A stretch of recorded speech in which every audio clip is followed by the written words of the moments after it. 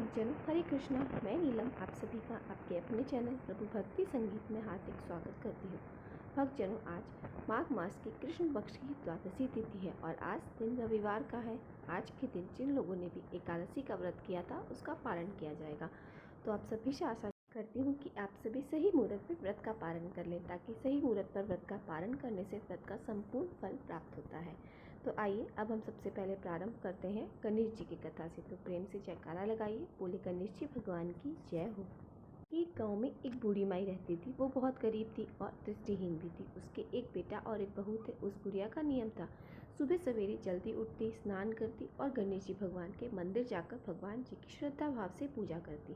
भक्ति भाव में उसकी खूब रुचि थी। तो गणेश जी भगवान उसकी पूजा से प्रसन्न हुए और प्रकट होकर कहने लगे, बूढ़ी माई, मैं गणेश जी हूँ, तुम्हारी पूजा से बहुत प्रसन्न हूँ, तुम जो चाहे मांग लो। बुढ़िया माई कहने लगी, महाराज मुझे तो कुछ मांगना नहीं आता, मैं क्या मांगूँ और कैसे मांगूँ। तो गणेश जी भगवान कहने लगे, तुम सोच लो क्या मांगना है, मैं कल फिर आऊँगा।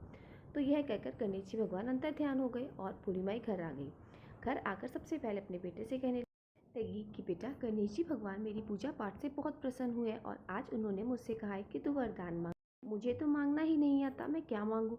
वह मुझसे बोल कर गए कल फिर आऊँगा, तो तू मुझे बता दे कि मैं क्या मांगूँ। उसका बेटा कहने लगा, माँ ये तो बहुत अच्छी बात है, तुम ऐसा करो धन मांग लो, देखो हम कितने गरीब हैं, हमारे सपने भी पूरे हो जाएंगे। बुढ़िया के मन में यह बात आई। वह बोली, हाँ कह तो तुम सही रहे हो। वो फिर अपने बहू के पास गई और जाकर कहने लगी, बहू आज मुझे गणेश जी भगवान ने वरदान मांगने के लिए कहा है, तुम मुझे बताओ मैं क्या मांगूँ। तो वो कहने लगी, माँ जी आप पोता पोती मांग लो, देखो हमारा आंगन सूना है, हमारे घर में भी किलकारियाँ गूंज जाएंगी और आपका दिल भी बहला रहेगा। तो बहू के कहने पर बूढ़ी माई सोचने लगी कि बच्चों की किलकारियाँ तो अच्छी बात है, पर इससे हमें को सब कुछ तो मिल जाएगा। बेटे की बात भी सही है, हम गरीब भी हैं। तो वो सोचने लगी कि ये सब तो अपने अपने मतलब की बात बोल रहे हैं। मैं अपनी पड़ोसन बहन के पास जाती हूँ, उससे पूछती हूँ कि वो क्या कहती है। तो उसके पास जाकर कहने लगी, बहन आज मुझे गणेश जी ने दर्शन दिए और कहा है तुझे जो मांगना है मांग ले। तो बेटा कहता है कि धन मांग लो, बहू बोलती है कि पोता पोती मांग लो।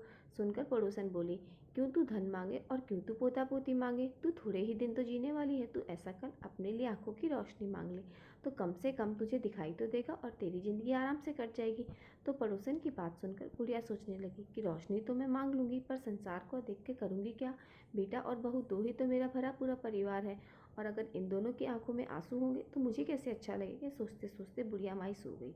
उसके सोते वो समझ में नहीं आया। सुबह जल्दी उठी, स्नान किया, जल्दी करके मंदिर चली गई और गणेश जी भगवान फिर प्रकट हुए और कहने लगे, बूढ़ी माई कुछ सोचा क्या, आज मैं फिर आया हूँ। तो यह सुनकर बुढ़िया कहने लगी, हे गणेश जी महाराज, आपको बारंबार प्रणाम है। अगर आप मुझ पर इतना प्रसन्न हैं तो मुझे 9 करोड़ की माया दे, निरोगी काया दे, अमर सुहाग दे, आंखों की रोशनी दे, नाती दे, पोता दे और सब परिवार को सुख दे, अंत में मोक्ष मिले ऐसा वरदान दे। यह सुनते गणेश जी कहने लगी, बुढ़िया माई तुमने तो ठग लिया, तुम तो कह रही थी मुझे कुछ मांगना नहीं आता और आज सब कुछ मांग लिया, पर जैसे तुमने मांगा है वो सब तुम्हें मिल जाएगा, क्योंकि मैं तुम्हारी श्रद्धा भक्ति से बहुत ही प्रसन्न हूँ। तो इस तरह आशीर्वाद देते ही बुढ़िया की आंखों की रोशनी आ गई। गणेश जी भगवान के दर्शन पाकर वो बहुत ही खुश हुई और गणेश जी भगवान अंतर ध्यान हो गए और फिर जैसा बुढ़िया ने मांगा था उसे वैसे सब कुछ मिल गया। गणेश जी महाराज, जैसे आपने उस बूढ़ी माई को सब कुछ दिया वैसे ही सबको देना। जो श्रद्धा भाव से आपकी पूजा पाठ करके इस कथा को सुने उसकी सब मनोकामनाएं पूर्ण करना। प्रेम से बोलो गणेश जी महाराज की जय हो। तो अब हम सुनते हैं माघ मास का अगला महात्म्य। प्रेम से बोले श्री कृष्ण भगवान की जय हो। आगे के अध्याय में श्री सूत जी कहते हैं, चमत्कारपुर के समीप मृग नाम से प्रसिद्ध एक श्रेष्ठ देश थे, अर्थात ब्राह्मण थे जो वेद वेत्ता विद्वानों में अग्रण्य माने जाते थे। विवानप्रस्थ आश्रम में वो स्थित थे। वहाँ उन्होंने बहुत भरी तपस्या की। जिस समय वे ग्रस्त थे तभी ढलती अवस्था में उनके एक सर्व सुलक्षण संपन्न पुत्र हुआ था। पिता ने उनका नाम मार्कंडी, पिता के आश्रम में ही बालक का लालन पालन हुआ और वह जल्दी बड़ा हो गया। धीरे धीरे उसकी अवस्था 5 वर्ष की हो गई। एक दिन जब पिता की गोदी में बैठकर खेल रहा था, उसी समय वहाँ कोई सामुद्रिक शास्त्र का विद्वान आया। उसने नख से लेकर शिखा तक उस बालक की ओर देखा और देखकर उसके नेत्र आश्चर्यचकित हो गए। फिर वह किंचित मुस्कुराया। मृग मुनि ने उसे हंसते देखकर विनीत भाव से पूछा, विप्र, मेरे उस पुत्र को देखकर आप चकित क्यों हो गए थे और फिर हंसे क्यों।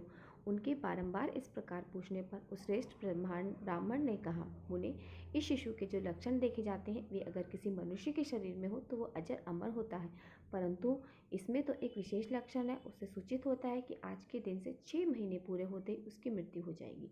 ऐसा जानकर आप आज से ही इसके लिए लोक परलोक में हितकार कोई कार्य कीजिए। ऐसा कहकर वह उत्तम ब्राह्मण उस अपने अभिष्ट दिशा को चला गया।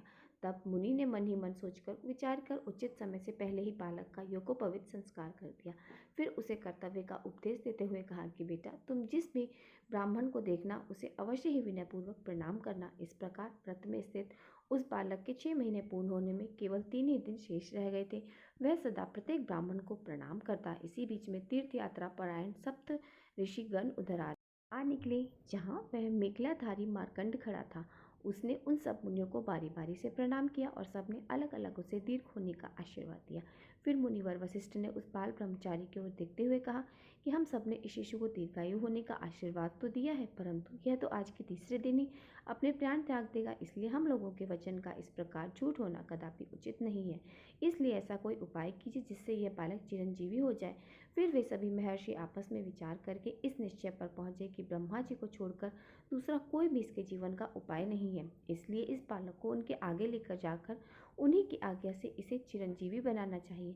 ऐसा निर्णय करके तीर्थ भ्रमण का कार्य रोककर उस ब्रह्मचारी बालक को साथ लेकर वे शीघ्र ही ब्रह्मलोक में जा पहुंचे, जहां ब्रह्मा जी को प्रणाम करके वेदोक्त स्तोत्र द्वारा उनकी स्तुति करने के बाद सभी मुनि बैठे। इसके बाद उस बालक ने ब्रह्मा जी को प्रणाम किया और ब्रह्मा जी ने भी उसे दीर्घायु होने का आशीर्वाद दिया। फिर ब्रह्मा जी ने सप्तऋषियों से पूछा कि तुम लोग कहाँ से और किस लिए इस समय यहाँ पर आए हो, और यह उत्तम व्रत धारण करने वाला बालक कौन है।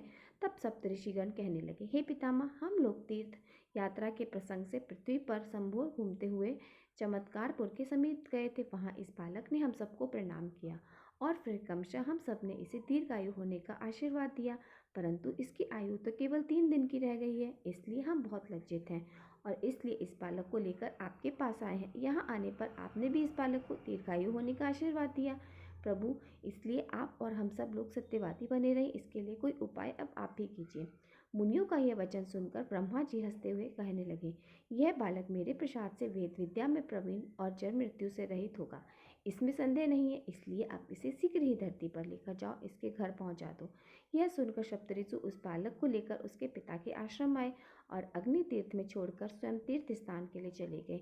इधर पुत्र स्नेही मृगमुनि अपने पुत्र को आसपास न देखकर दुखी होकर विलाप कर रहे थे। इतने में ही बालक मार्कंडी माता पिता के निकट आ गया और उसे देखकर ब्राह्मण और ब्राह्मणी दोनों उसकी ओर दौड़े और बार बार हृदय से लगाकर पूछने लगे, बेटा, अपनी माता सहित मुझे शोक में डालकर तुम आश्रम से कहाँ चले गए थे और अब कहाँ से आए हो? फिर ऐसा मत करना। मार्कंडी जी बोले, पिताजी, आज यहाँ मुनि लोग पधारे थे और मैंने आपकी आज्ञा का स्मरण करते हुए बारी बारी से उन सबको विनयपूर्वक प्रणाम किया था और उन सभी ने मुझे दीर्घायु होने का आशीर्वाद दिया। तब उनमें से वशिष्ठ जी ने हंसकर कहा कि मुनियों, आपने जिस बालक को दीर्घायु का आशीर्वाद दिया है वो तो आज से तीसरे दिन मृत्यु को प्राप्त होने वाला है। तब असत्य से डरे हुए उन महर्षियों ने तत्क्षण ही मुझे ब्रह्मलोक में पहुंचा दिया। वहां जाने पर मैंने ब्रह्मा जी को भी प्रणाम किया और तब उन्होंने भी मुझे दीर्घायु होने का आशीर्वाद दिया। तब उन मुनियों ने मुझे आशीर्वाद देने का सारा वृत्तांत कहा और यह अनुरोध भी किया कि हे पितामह, आपकी कृपा से यह बालक जिस दीर्घायु से हो सके वैसा प्रयास कीजिए। तब श्री ब्रह्मा जी ने मुझे अजर अमर बना दिया और तुरंत उन सप्तऋषियों के साथ घर भेज दिया। वे मुनि मुझे आश्रम के समीप छोड़कर कुंड में स्नान करके चले गए। मार्कंडेय जी की बात सुनकर मृगमुनि को बड़ा हर्ष हुआ। वे तुरंत उस स्थान पर आए जहाँ मुनि लोग स्थित थे। उन सबको प्रणाम करके वे हाथ जोड़कर खड़े हो गए और बोले, हे मुनिवर, आप लोगों के प्रसाद से आज मेरे कुल की वृद्धि हुई है। किन्हीं आचार्यों ने यह बड़ा उत्तम बात कही है कि साधु पुरुषों की सेवा करके मनुष्य तीनों लोकों में ख्याति लाभ करता है। साधु जनों का दर्शन पवित्र है क्योंकि साधु पुरुष तीर्थ स्वरूप है। तीर्थ तो कुछ समय के बाद ही फलता है, लेकिन साधु पुरुषों का समागम तुरंत ही फल देता है। इसलिए आज आप सब लोग मेरे घर अतिथि रूप से आए हैं। बताइए मैं किस प्रकार आपकी सेवा करूं? तब ऋषिगण कहने लगे, मुने, हमारे लिए तो करोड़ों अतिथि के तुल्य है कि आपका अल्पायु बालक भी अमर हो।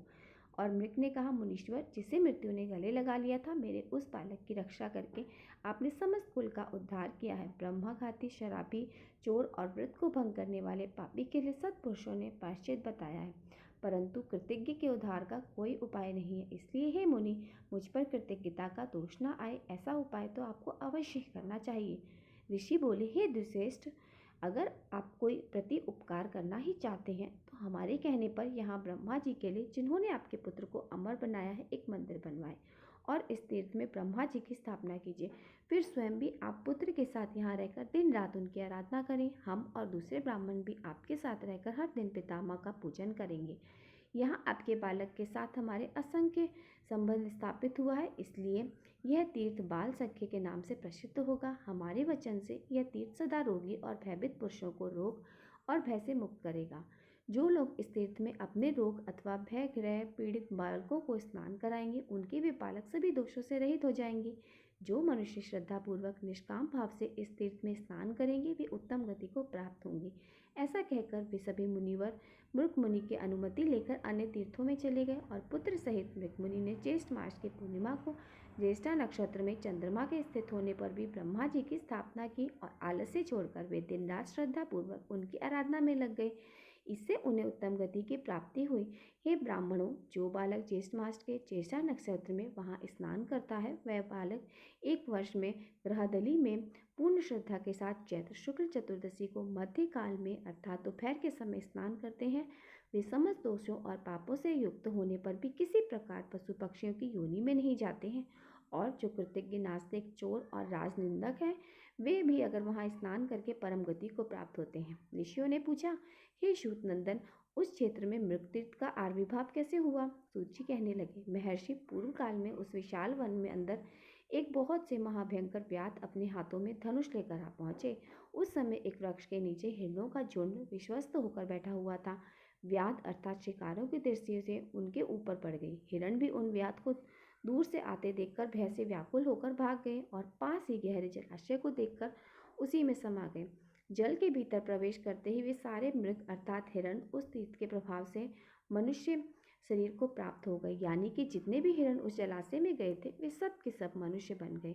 तब उन शिकारियों ने पूछा कि हे भद्र पुरुषों, इस मार्ग से अभी अभी मृगों का झुंड आया है, बताइए वह किस मार्ग से निकला है? तब वे मनुष्य कहने लगे कि हम लोग ही वे मृग हैं। इस तीर्थ के प्रभाव से हमने दुर्लभ मानव शरीर प्राप्त कर लिया। यह सुनकर वे सभी व्याध बड़े विस्मय में पड़ गए और उन्होंने भी धनुष बाण फेंककर उस तीर्थ में स्नान किया। स्नान करते ही वे दिव्य शरीर से युक्त श्रेष्ठ राजा हो गए। प्राचीन काल में जहाँ स्नान करके राजा त्रिशंकु उत्तम शरीर को प्राप्त हुए थे, उसी जलाशय में स्नान करने के कारण वे व्यधि सभी पापों से मुक्त होकर उत्तम शरीर को प्राप्त हुए। उस शुभ तीर्थ में विष्णुपद नाम से प्रसिद्ध एक अन्य तीर्थ भी है, जो समस्त पापों का नाश करने वाला है। दक्षिणायन आरंभ होने पर मनुष्य एकाग्रचित्त होकर जहाँ विष्णुपद का पूजन करे और श्रद्धापूर्वक भगवान को आत्मनिवेदन करे। ऐसा करने वाला पुरुष दक्षिणायन में मरने पर भी भगवान विष्णु के परम पद को प्राप्त होता है, क्योंकि ऐसा माना जाता है कि जब सूर्य उत्तरायण में होता है, उस समय यदि किसी की मृत्यु होती है तो उसे सीधे मोक्ष मिल जाता है, किंतु दक्षिणायन में मरने पर भी मोक्ष आसानी से नहीं मिलता। इसी प्रकार उत्तरायण आरंभ होने पर भी विधि पूर्वक विष्णु पद का पूजन करके एकाग्र मन से भक्ति भाव से आत्मनिवेदन करें। ऐसा करने वाला पुरुष भी भगवान विष्णु के परम धाम को प्राप्त होकर सुखी रहता है। ऋषियों ने पूछा, भगवान विष्णु का चरण उस तीर्थ में कैसे प्राप्त हुआ और वहाँ किस प्रकार आत्मनिवेदन किया जाता है? तब श्री सूत जी कहने लगे, सर्वशक्तिमान भगवान विष्णु ने जिस समय राजा बलि को बांधा था, उस समय अपने 3 पगों से चराचर पृथ्वी को नाप लिया था। भगवान के उन 3 पगों में से पहला पग हाटकेश्वर क्षेत्र में पड़ा था, दूसरा पग उन्होंने महरलोक में रखा। चक्रपाणि ने जब तीसरा पग रखने का प्रयास किया, तब उनके अंगूठे के आगे के भाग से ब्रह्मांड फूट गया और अत्यंत लघुता को प्राप्त हो गया। फूटे हुए ब्रह्मांड के उस क्षेत्र से निकला हुआ वह जल भगवान के अंगूठे के आगे के भाग से होता हुआ क्रमशः धरती पर आया। चंद्रमा के समान उज्ज्वल जल से विभूषित उस तीर्थ को लोक में विष्णुपदी गंगा कहते हैं।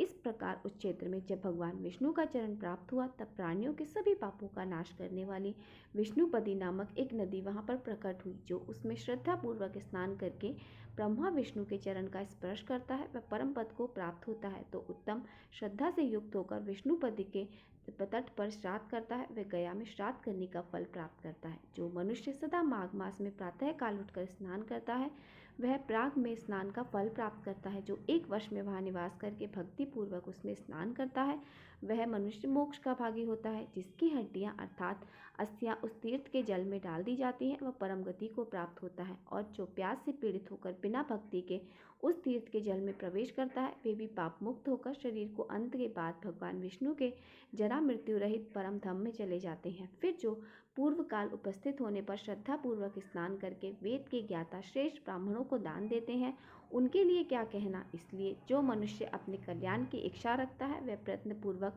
विष्णुपदी के जल में स्नान और विष्णुपद का स्पर्श करें।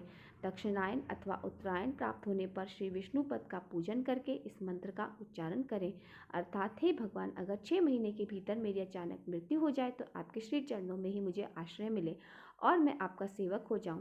श्री हरि से ऐसा कहकर उसके बाद ब्राह्मणों का पूजन करें और उन्हीं के साथ भोजन करें। ऐसा करने वाला पुरुष उत्तम गति को प्राप्त होता है।